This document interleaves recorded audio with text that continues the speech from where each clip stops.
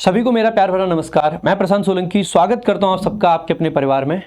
तो स्वागत है आप सभी का रीडिंग बूस्टर क्लास नंबर आज 11 हमारी जाने वाली है और बहुत बेहतरीन ढंग से आपकी ये सारी क्लासेस चल रही हैं और मुझे उम्मीद है कि आप सभी लोगों को बहुत फ़ायदा भी हो रहा होगा। और ये जो रीडिंग बूस्टर है न सिर्फ आपकी रीडिंग को बूस्ट कर रहे हैं, साथ ही साथ में आपकी ग्रामर को बूस्ट करते हैं, वोकैबुलरी को बूस्ट करते हैं, आपके जीएस को भी बूस्ट करते हैं, आपको डाइवर्स टॉपिक्स की ये आप जानकारी कराते हैं। तो बहुत अच्छा आपको लग रहा है, आप लोगों के फीडबैक बहुत अच्छे से मैं नोटिस कर रहा हूं, आपको अच्छा लग रहा है। बस यही कहूंगा कि अगर आप बूस्टर देखते हो तो इस चैनल पे अभी हमने नया ही ये चैनल है और ये सिर्फ इसी पर्पज से शुरू करा गया है कि क्वालिटी कंटेंट बच्चों तक पहुंचता रहे। तो अगर क्वालिटी कंटेंट आपको मिल रहा है तो प्लीज़ मेरे भाई, प्लीज़ मेरे दोस्त, आप अपना एक कमेंट ज़रूर छोड़ के जाया करें और लाइक शेयर जरूर किया करें।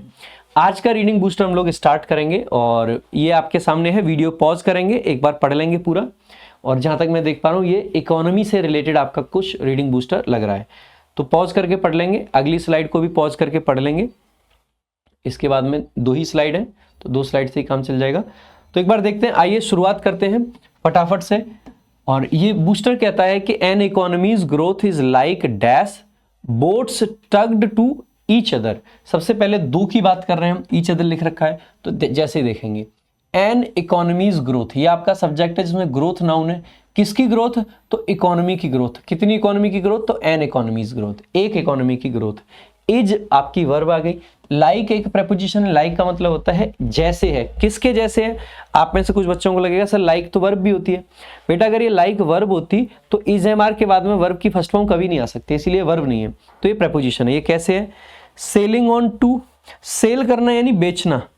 सेलिंग ऑन 2 बोट्स, 2 बोट्स पे बेचना है। Tugged to each other, tugged to each other का मतलब है बोट्स यानी कि नाव जो कि टग्ड है यानी कि बंधी हुई है। किससे? तो एक दूसरे से। टग के साथ टू प्रेपोजिशन है आपका। एक दूसरे से बंधी हुई नाव क्या बेच रही है? कुछ नहीं। यह है सीलिंग। शीलिंग तो ये होती है छत, ये भी नहीं बनेगा, ठीक है। यह है सेलिंग, SAI। और ऑन टू लिख रखा है TOO, और टू हमने कौन से वाले की बात कर रहे हैं? 2 की बात कर रहे हैं, तो ये वाला 2 आएगा। तो सेल तो सही है, सेल करने का मतलब है नाव जब कहीं ट्रेवल करते हैं तो वो सेल करते हैं, तो आप कहोगे सेलिंग ऑन 2 बोट्स, यानी कि एक इकोनॉमी की ग्रोथ जो है वो 2 नाव पे सेल करने के अनुसार, के अनुरूप है, के समान है।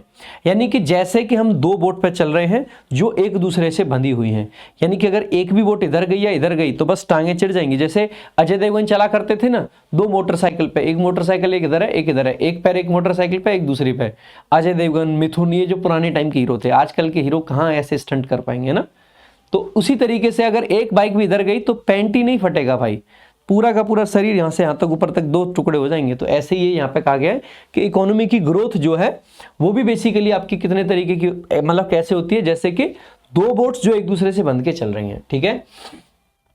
ऑन वन साइड, एक साइड में, इज द सप्लाई, एक साइड में क्या है आपकी सप्लाई है, और द प्रोडक्शन ऑफ गुड्स, आप उसको सप्लाई कह सकते हैं, या तो आप देखोगे ऑन प्रेपोजिशन उसका ऑब्जेक्ट है वन साइड, ठीक है। तो ये पूरा ना फ्रेज है, तो आप देखोगे कि ये सब्जेक्ट नहीं है, ये जब हमने एक एडवर्ब फ्रेज को आगे लगा देते हैं तो उसके बाद वर्ब लिख देते हैं। जैसे देयर आता है, देयर के साथ में वर्ब आ गई, फिर सब्जेक्ट बाद में आता है। सेम यहाँ पे भी ऐसे है कि ऑन वन साइड आपका एक तरीके से एडवर्ब का काम कर रहा है, फिर वर्ब आ गई और फिर आपका सब्जेक्ट आता है बाद में। तो सब्जेक्ट क्या है? द सप्लाई, या फिर और द प्रोडक्शन। किस चीज का प्रोडक्शन? तो ऑफ प्रेपोजिशन, उसका ऑब्जेक्ट है गुड्स एंड सर्विसेज। तो ऑफ प्रेपोजिशन का ऑब्जेक्ट है गुड्स एंड सर्विसेज, तो सेंटेंस का सब्जेक्ट सप्लाई हो जाएगा यहाँ पर, ठीक है, क्योंकि पास वाले को सब्जेक्ट मानते हैं जब और के साथ में 2 सब्जेक्ट जुड़ते हैं, ठीक है। जीडीपी, जीडीपी या फिर इसी को क्या कह सकते हैं? Gross domestic product. तो जीडीपी आपका सब्जेक्ट है। इज, ये क्या है? द वैल्यू, ये वैल्यू है। किस चीज की वैल्यू है? द प्रोडक्शन प्रोसेस एड्स, ठीक है। यानी कि जीडीपी बेसिकली वैल्यू है किस चीज की?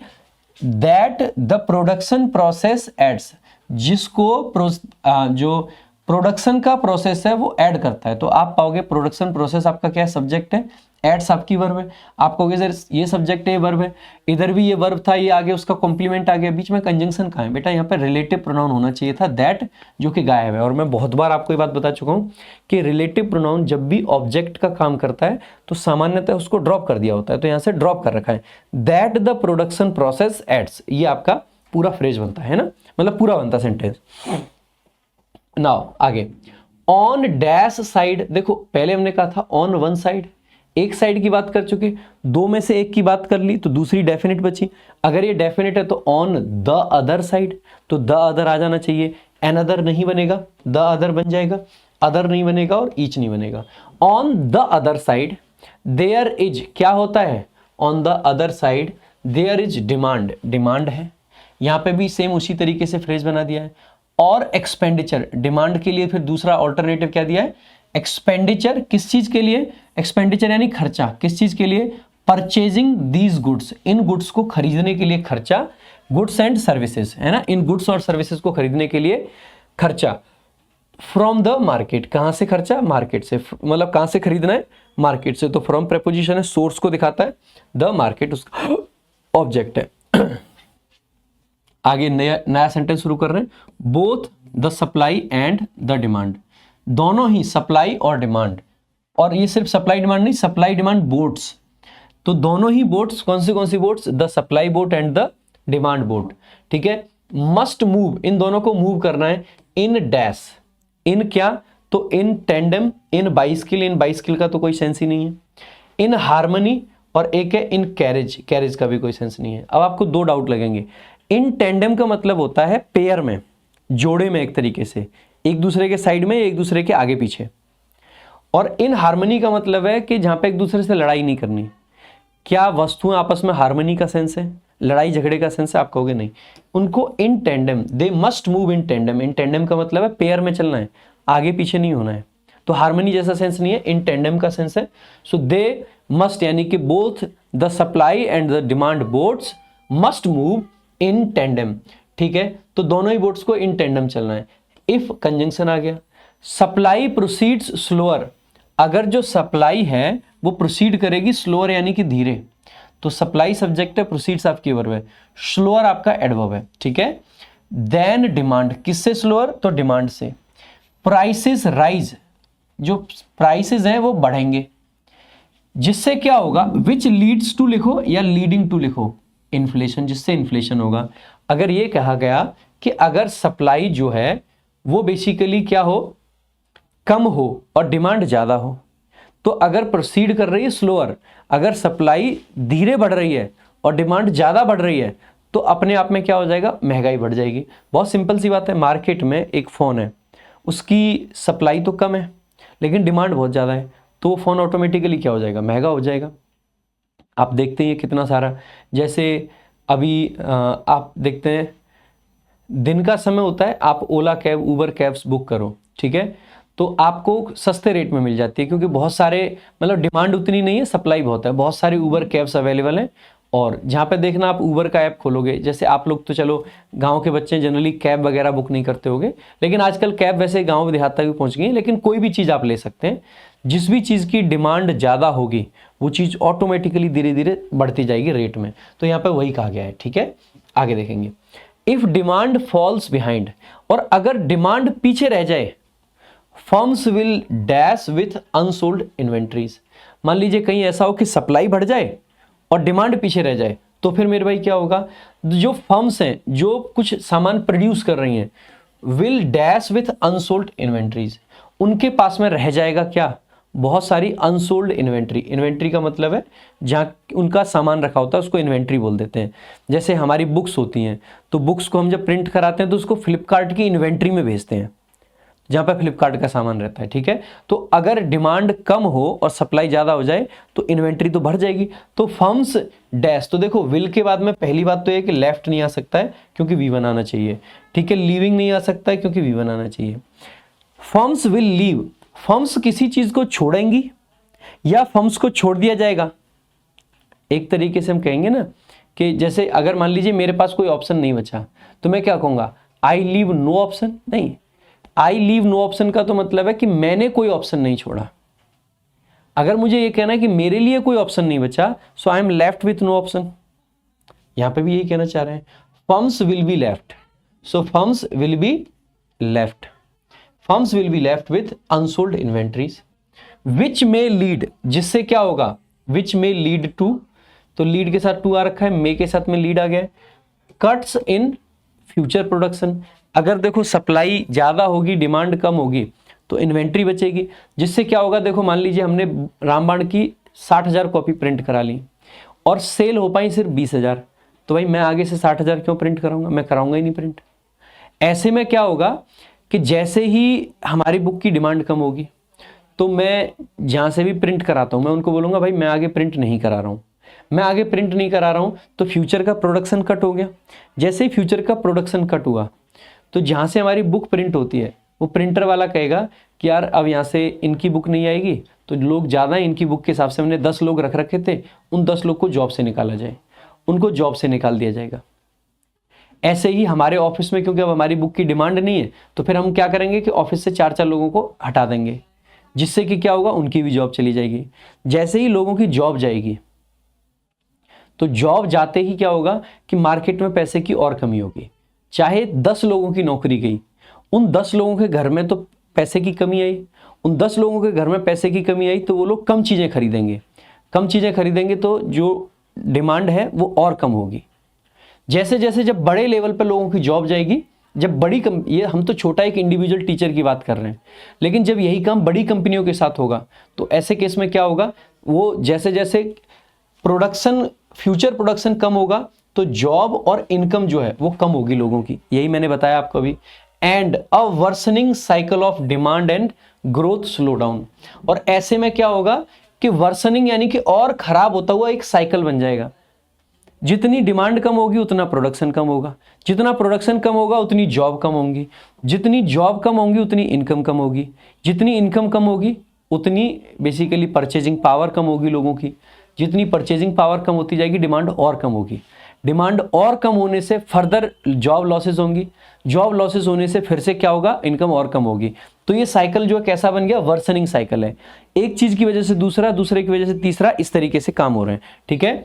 So and a worsening cycle of demand and growth slow down, तो ग्रोथ और डिमांड का स्लो डाउन देखने को मिलेगा। यहाँ पे आगे बढ़ेंगे। द डिमांड और aggregate expenditure in an economy comes from 4 sources. कहा गया है कि जो डिमांड है या जो एग्रीगेट यानी कि इकट्ठा एक्सपेंडिचर जो है किसी भी इकोनॉमी है, इन एन इकोनॉमी, तो इन प्रेपोजिशन उसका ऑब्जेक्ट इकोनॉमी, एन आपका आर्टिकल है, कम्स तो आप देखोगे सेंटेंस का सब्जेक्ट क्या है, डिमांड या फिर एग्रीगेट एक्सपेंडिचर। जब दो चीजों को और से जोड़ा जाता है तो सब्जेक्ट बेसिकली कौन सा माना जाता है, जो वर्ब के पास है, वर्ब है आपकी कम, तो कम के पास में कौन सा है, एक्सपेंडिचर। तो एक्सपेंडिचर सिंगुलर है, सिंगुलर के हिसाब से सिंगुलर वर्ब आ गई कम्स, ठीक है। किस चीज से आता है, तो सोर्स को बताने के लिए फ्रॉम प्रेपोजिशन आ गया। 4 सोर्सेज, 4 सोर्सेज से आता है, ठीक है। वो 4 सोर्सेज कौन से हैं, डैश इज प्राइवेट कंजम्पशन, एक तो प्राइवेट कंजम्पशन है, तो आप कह सकते हो 1 इज प्राइवेट कंजम्पशन, या फिर ये भी कह सकते हो फर्स्ट इज प्राइवेट कंजम्पशन, ठीक है। तो आप अब कैसे डिसाइड करोगे कि 1 लिखें या फर्स्ट, आपको पैसेज को आगे बढ़ना पड़ेगा। अगर दूसरे वाले के लिए आपने अदर लिखा होगा तो 1 सही होगा, अगर दूसरे वाले के लिए सेकंड लिखा होगा, मतलब दूसरे वाले के लिए अगर अनदर आया होगा तो 1 आना चाहिए। 1 के साथ में अनदर, अनदर, द अदर, पहला 1, दूसरा अनदर, तीसरा अनदर, चौथा द अदर, या तो ऐसे लिखना चाहिए या फिर फर्स्ट, सेकंड, थर्ड, फोर्थ, इस तरीके से लिखना चाहिए। जनरली इस तरीके में फर्स्टली, सेकंडली, थर्डली ये नहीं लिखते। अब यहाँ पे हमें क्या दिखाई दे रहा है, सेकंड इज प्राइवेट, अगर सेकंड लिख रहा है तो 1 या फिर द 1 नहीं आ सकता है, और फर्स्टली भी नहीं आएगा, क्या आ जाएगा, फर्स्ट आ जाएगा। फर्स्ट इज प्राइवेट कंजम्पशन, पहला क्या है, प्राइवेट कंजम्पशन। तो जो एक्सपेंडिचर कहें या डिमांड है, अगर जो प्राइवेट कंजम्पशन है, जो लोग जो चीजें कंज्यूम करते हैं, कंजम्पशन का मतलब होता है खपत, जो प्राइवेट खपत है, पहला सोर्स आपका ये है, ठीक है। Which is the sum of expenditures, और ये प्राइवेट कंजम्पशन होता क्या है, जो कि है सम, यानी कि एक बेसिकली उनका जोड़, किस चीज का, expenditures by all individuals, expenditures यानी खर्चे, ऑल इंडिविजुअल्स यानी सभी लोगों के, ऑन आइटम्स, आइटम्स पर, कौन से आइटम्स पर, सच एज जैसे कि फूड हो गया, क्लॉथिंग हो गया, एंड मोबाइल फोन्स हो गए, यानी कि जो आपकी बेसिक नीड्स हैं उन पर किए गए खर्चे, इंडिविजुअल्स के द्वारा बेसिक नीड्स पर किए गए खर्चे बेसिकली किस में आते हैं, प्राइवेट कंजम्पशन में आते हैं। तो ये आपके जीके के भी एक पार्ट बन रहा है ना, जीके में भी ये चीजें आ सकती हैं आपकी। सेकंड इज प्राइवेट इन्वेस्टमेंट, दूसरा बेसिकली आपका क्या है जो डिमांड को क्रिएट करने का सोर्स, तो आप कहोगे वो है private investment.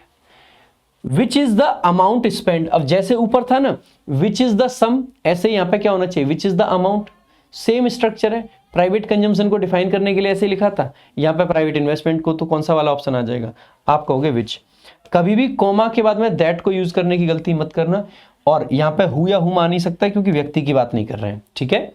Which is the amount, तो प्राइवेट इन्वेस्टमेंट क्या होता है, वो अमाउंट होता है जो कि स्पेंड किया गया है। विच इज स्पेंट, तो विच इज स्पेंट ना लिख के सिर्फ V3 लिख दिया है। बाई फर्म्स, पैसे पार्टिसिपल आ गया।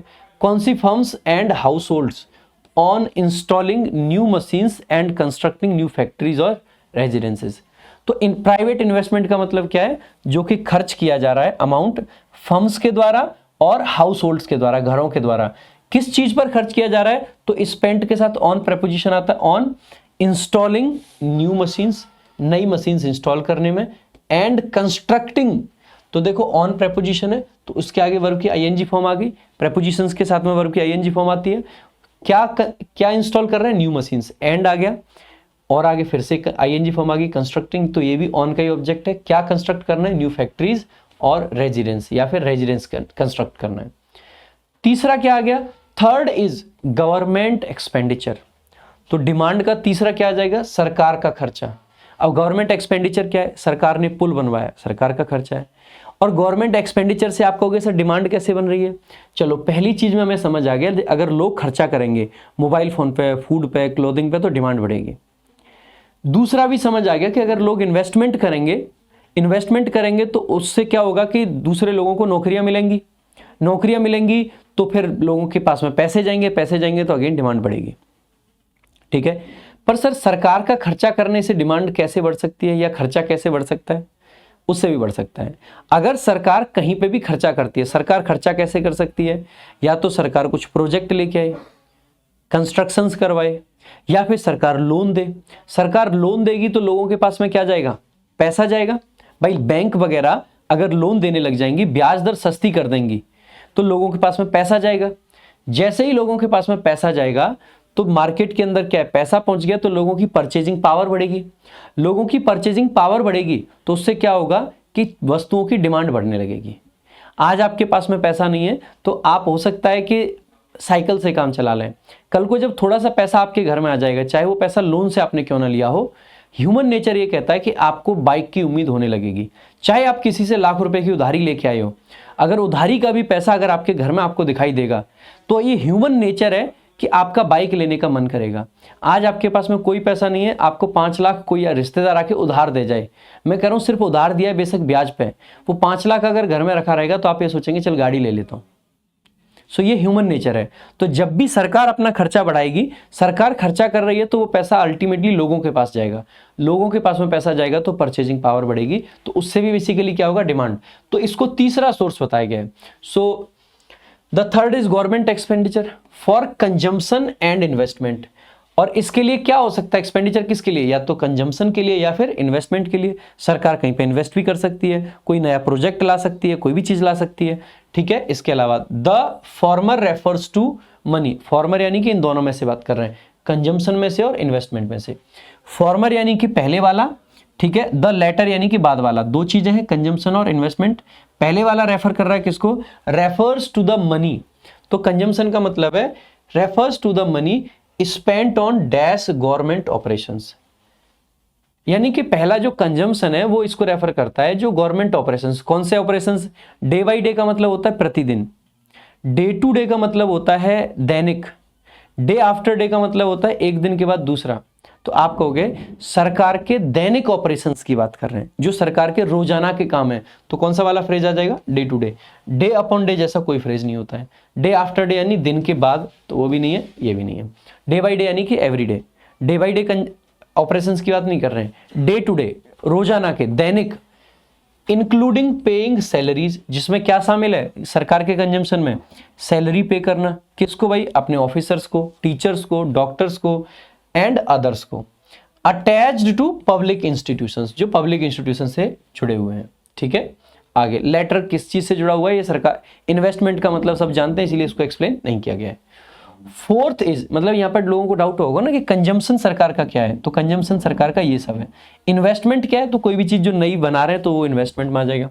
फोर्थ इज, अब चौथा सोर्स क्या है, नेट एक्सपोर्ट्स और exports minus import of goods and services. Export करना यानी कि जो बाहर भेजा गया है, और इंपोर्ट करना यानी कि जो अंदर मंगाया गया है। तो चौथा आपका क्या है, हमने क्या बाहर भेजा और क्या वहां से मंगाया, उसको माइनस कर दो, जो आएगा वो आपका बेसिकली क्या आ जाएगा, फोर्थ वाला आ जाएगा सोर्स आपका। ठीक है, goods and services dash engaging in trade with the rest of the world. अब देखेंगे, एक तो वैन है और एक वाइल है। मैंने कहा अगर आईएनजी आगे आ रखा हो तो हम हमेशा वाइल को प्रेफर करते हैं, ना कि वैन को। तो ये नहीं होगा, ड्यूरिंग इंगेजिंग नहीं होगा, जब हम इंगेज कर रहे होते हैं तो आप कहोगे वाइल इंगेजिंग करेक्ट है। चौथा ऑप्शन क्या है, नो वर्ड। अगर नो वर्ड लिख दिया तो ये आपका क्या आ जाएगा, प्रेजेंट पार्टिसिपल। अगर ये प्रेजेंट पार्टिसिपल है तो किसको डिफाइन करेगा, गुड्स एंड सर्विसेज किसी चीज में इंगेज होते हैं, मतलब होते हैं खुद, या ये किसी को इंगेज करते हैं। आप कहोगे ये इंगेज नहीं कर रहे हैं तो पार्टिसिपल की जरूरत नहीं है, सिंपल है, वाइल आ जाएगा। While engaging in trade with the rest of the world. Rest of the world से ट्रेड करते हुए बेसिकली जो हमारा एक्सपोर्ट माइनस इंपोर्ट होता है वही आपका फोर्थ सोर्स है। तो ये इस वाले पैसेज में चारों सोर्स बताए गए हैं। सबसे पहले अगर मैं थोड़ी बहुत बातें कर लूँ, इसकी टोन क्या है। टोन बहुत सिंपल है, इंफॉर्मेटिव टोन है। ठीक है, क्या इसमें कोई भी सब्जेक्टिविटी आई है, आप कहोगे नहीं है, ऑब्जेक्टिव टोन है एकदम।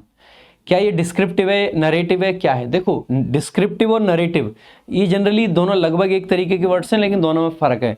जब हम किसी को कुछ कहानी टाइप सुनाते हैं, कुछ कहानी बना के सुनाते हैं तो वो नरेटिव होता है।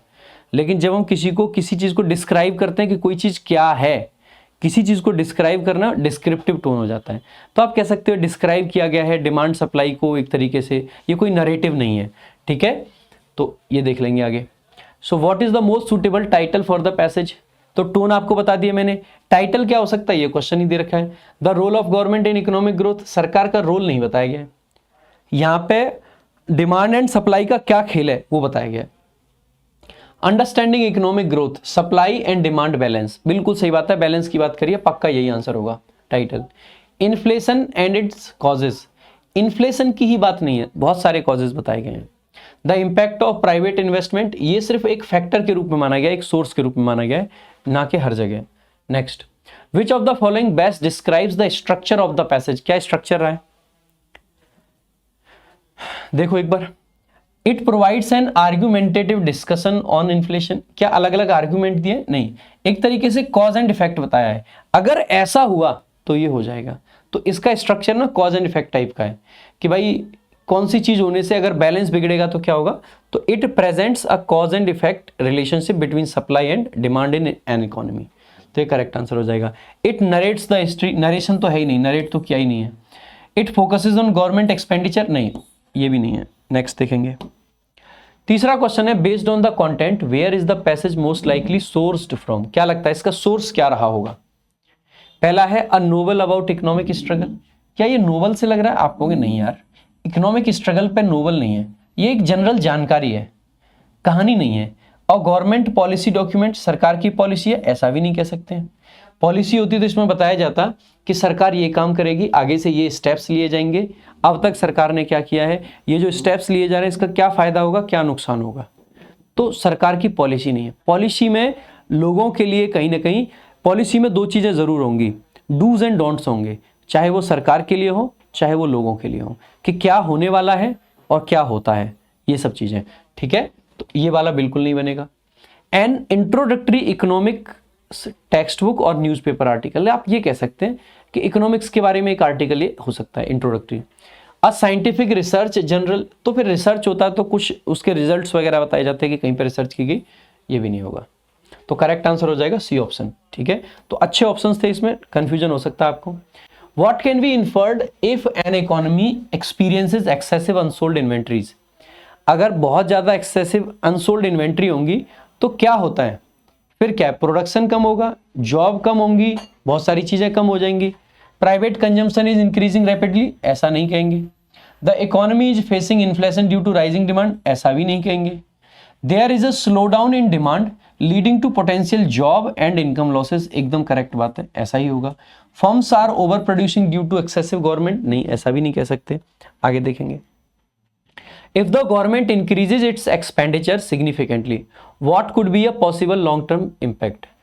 अब एक बात इसमें कही गई है, देखो ये ना आपकी अंडरस्टैंडिंग पे बेस्ड है, जो मैंने समझाया है। मैंने पैसेज में न सिर्फ आपको इंग्लिश पढ़ाई है बल्कि मैं इकोनॉमी को भी एक हद तक समझाने का प्रयास किया है। मैं कोई इकोनॉमिस्ट नहीं हूं, मेरे को बहुत ज्यादा इकोनॉमी नहीं आती है, लेकिन जितना मेरी समझ कहती है वो मैंने आपको समझा दिया है। अगर सरकार इंक्रीज कर दे अपना खर्चा किस पे, मतलब सिग्निफिकेंटली यानी काफी अच्छे से, what could be a possible long term impact, तो इसका लॉन्ग टर्म इंपैक्ट क्या होगा। पहला, it will always lead to economic growth without any negative consequences. Economics की सबसे खास बात पता है क्या है, कोई भी काम अगर लॉन्ग टर्म में आप ज्यादा कर दोगे उस सब का नेगेटिव इंपैक्ट जरूर होगा। अगर मार्केट के अंदर पैसे की कमी कर दी जाए तो डिमांड कम होगी, डिमांड कम होगी तो फिर लोग प्रोडक्शन कम करेंगे, प्रोडक्शन कम मतलब अगर कम हो जाएगा तो जॉब्स जाने लग जाएंगी, जॉब्स जाने लग जाएंगी तो इसका मतलब क्या है, लोगों के पास में फिर और कम पैसा आएगा, और कम पैसा आएगा तो नौकरियां और जाएंगी, मतलब और कम पैसा आएगा तो डिमांड और कम होगी, खराब है। अगर मार्केट के अंदर पैसा बढ़ा दिया जाए, एक बात समझने की है कि सरकार अगर खर्चा कर रही है तो इसका मतलब है मार्केट में पैसा बढ़ेगा। अगर मार्केट में पैसा बढ़ा दिया जाए तो क्या होगा, जैसे ही मार्केट के अंदर पैसा और जाएगा तो डिमांड और बढ़ेगी, और डिमांड जब बढ़ेगी तो सप्लाई थोड़ा पीछे रह जाएगी, जैसे जैसे सप्लाई पीछे रहेगी और डिमांड बढ़ेगी तो इन्फ्लेशन बढ़ता जाएगा बढ़ता जाएगा। तो अगर सरकार एकदम से अपना खर्चा ज्यादा करते जाए तो इससे भी क्या होगा, इन्फ्लेशन बढ़ेगा, महंगाई बढ़ेगी, तो इसका नेगेटिव कॉन्सिक्वेंस है। तो ये वाली बात कहना कि इसका कोई नेगेटिव कॉन्सिक्वेंस नहीं है, ये नहीं कह सकते। हाँ, जब भी मार्केट के अंदर पैसा ज्यादा जाएगा तो ग्रोथ पक्का होगी, लेकिन उस ग्रोथ के साथ में इन्फ्लेशन भी आएगा, महंगाई भी आएगी। It could stimulate demand in the short term, short term में ये डिमांड को तो बढ़ा देगा, but may lead to physical deficit in the long term, लेकिन हो सकता है लॉन्ग टर्म में फिजिकल डेफिसिट हो जाए। बिल्कुल सही बात है, सरकार की कमाई कम होगी, खर्चे ज्यादा हो जाएंगे, तो ये पॉसिबल है। ठीक है, आगे देखेंगे। It will reduce the need for private investment, ऐसा नहीं कह सकते। प्राइवेट इन्वेस्टमेंट के अलावा कोई और ऑप्शन है नहीं भाई। प्राइवेट इन्वेस्टमेंट, इकोनॉमी की खास बात यह है कि सरकार अगर कोई काम ज्यादा कर रही है इसका मतलब ये नहीं कि प्राइवेट सेक्टर को हटा दो ना। It will have no effect on private consumption, ऐसा भी नहीं कह सकते। हर चीज पे फर्क पड़ेगा, यानी कि बी ऑप्शन आपका क्या है, बेस्ट पॉसिबल आंसर है। Now let's move to the next question. अगला आपका क्वेश्चन है, सपोज करना है आपको, ये आपकी ना अंडरस्टैंडिंग पे बेस्ड क्वेश्चंस हैं। An economy experiences a sharp increase, मान लीजिए कि एक इकोनॉमी एक्सपीरियंस कर रही है शार्प इंक्रीज, किस चीज में मेरे भाई, प्राइवेट कंजम्पशन में, but a decline in private investment, consumption तो बढ़ रहा है प्राइवेट का लेकिन इन्वेस्टमेंट कम हो रहा है। कंजम्पशन और इन्वेस्टमेंट बताए थे ना, कंजम्पशन में क्या आता है, जो खर्चा हम अपनी फूड वगैरह, क्लॉथिंग वगैरह, मशीनरी लगाना, घर बनाना, इसमें कर रहे हैं, ये बेसिकली आपका क्या है, नहीं घर बनाना तो उसमें था इन्वेस्टमेंट में। अगर हम खर्चा कर रहे हैं मोबाइल फोन में, खाने पीने पे, कपड़ों पे, ये आपका कंजम्पशन है। इन्वेस्टमेंट क्या है, नई नई मशीन्स लगाना और आपका घर बनाना, ये सब इन्वेस्टमेंट है। मान लीजिए हम खर्चा तो कर रहे हैं लेकिन इन्वेस्ट नहीं कर रहे हैं, तो इससे लॉन्ग टर्म में क्या होगा, तो देखेंगे long term economic slowdown due to a lack of capital formation, कह सकते हो कैपिटल फॉर्मेशन होगा ही नहीं। धीरे धीरे क्या है, अगर आप खर्चा करते जाओगे और कमाने के साधन नहीं बनाओगे तो फिर आपके पास में पैसे की कमी होती जाएगी।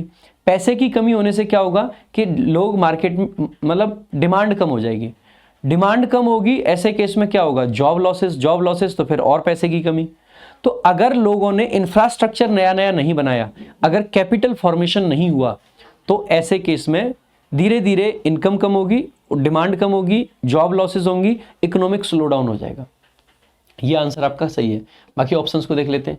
Immediate increase in industrial production, ये देखो कह सकते हैं इमीडिएट इंक्रीज होगा लेकिन धीरे धीरे कम हो जाएगा, धीरे धीरे बेसिकली कम हो जाएगा, तो ये लॉन्ग टर्म के लिए नहीं। यहां पे बेसिकली पोटेंशियल रिस्क पूछा गया क्या है, और ये तो रिस्क थोड़ी ना, ये तो अच्छी चीज है। डिक्रीज इन गवर्नमेंट स्पेंडिंग, ये भी नहीं कह सकते। इंक्रीज इन एक्सपोर्ट डिमांड, ये भी नहीं कह सकते। एक्सपोर्ट डिमांड तो तब बढ़ेगी ना जब यहां के लोग नहीं खरीदेंगे, तो एक्सपोर्ट बाहर करोगे आप। तो ये था भाई आपका आज का पैसेज। आई होप आपको बहुत अच्छा लगा होगा, आपको मजा आया होगा। अगर अच्छा लगा है तो मेरे भाई आपकी ड्यूटी बनती है कि लाइक और शेयर जरूर करें। शेयर जितना ज़्यादा कर सकते हैं प्लीज़ किया करें, बहुत मेहनत लगती है एक पैसेज बनाने में और रोज़ का रोज़ आपको प्रोवाइड करने में। बाकी एक कमेंट आपका मेरा पूरा दिन बना सकता है।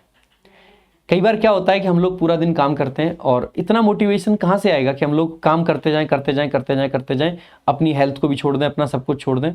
ये मोटिवेशन सिर्फ एक ही जगह से आ सकता है और वो मोटिवेशन हो आप। जब आप ना 2 मिनट निकाल के कई बार एक जो कमेंट लिखते हो वो आपके लिए सिर्फ एक कमेंट्स है, सिर्फ एक कमेंट है वो, लेकिन हमारे लिए वो पूरे दिन का मोटिवेशन भी हो सकता है। ठीक है, सो आज के लिए और अभी के लिए सिर्फ इतना ही। लाइक कीजिए, शेयर कीजिए और चैनल को सब्सक्राइब जरूर कर लेना। Thank you so much. जय हिंद, जय भारत।